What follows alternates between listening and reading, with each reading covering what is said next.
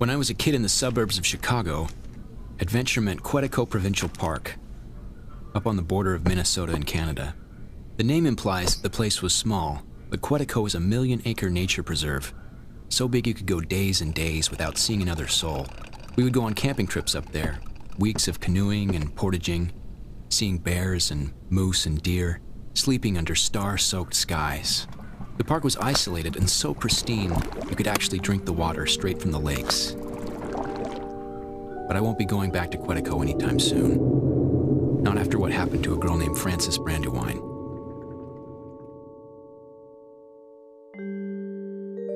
Frances was 17 at the time, black-haired and with a reckless nature, determined always to leave the well-trod path, to break new ground and be alone.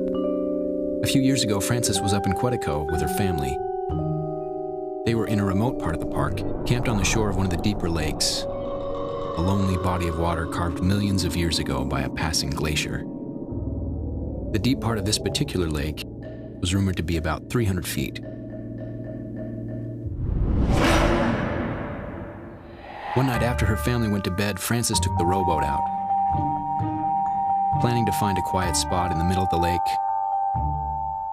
lay on the bench of the boat, look up at the sky, and maybe write in her journal. So she left the shore, rowed for about 20 minutes, and when she felt satisfied that she was over the lake's deepest spot, she lay down on the bench and looked up at the night sky. The stars were very bright, and the aurora borealis was shimmering like a neon lasso.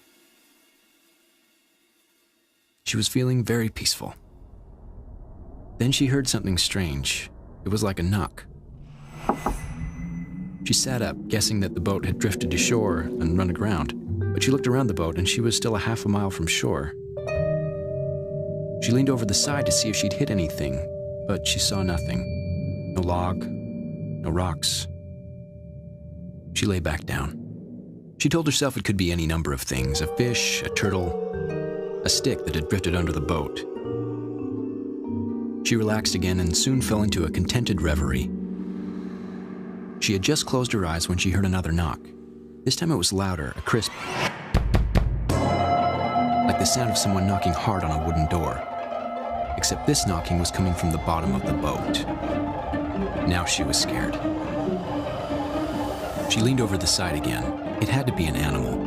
But what kind of animal would knock like that? 3 quick, loud knocks in rapid succession? Her mouth went dry. She held on to each side of the boat, and now she could only wait to see if it happened again. The silence stretched out. A few minutes passed, and just as she began to think she'd imagined it all, the knocks came again, but this time louder. She had to leave. She lunged for the oars.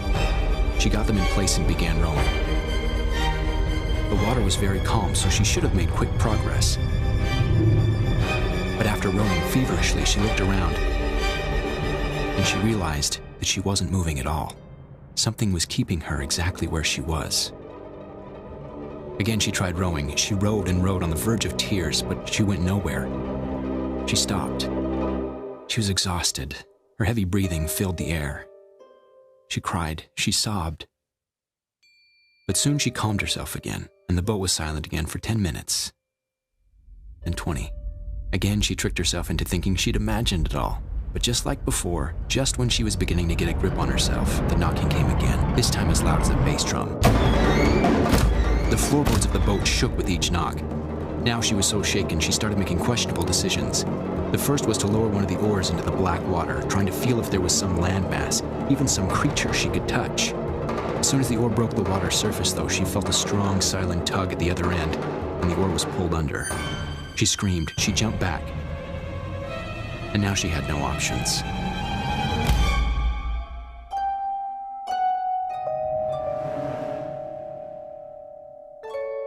All she could do was sit and hope and wait.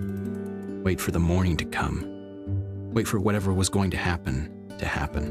The knocking went on through the night. She passed the time writing in her notebook.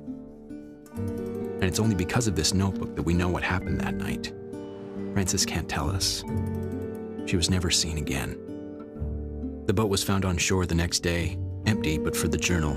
On those pages were her frantic jottings, all written in her distinctive handwriting, all but the last page. When the journal was found, that page was still wet, and on it were 4 words, looking as if they'd been written quickly with a muddy finger. They said, "I did knock first,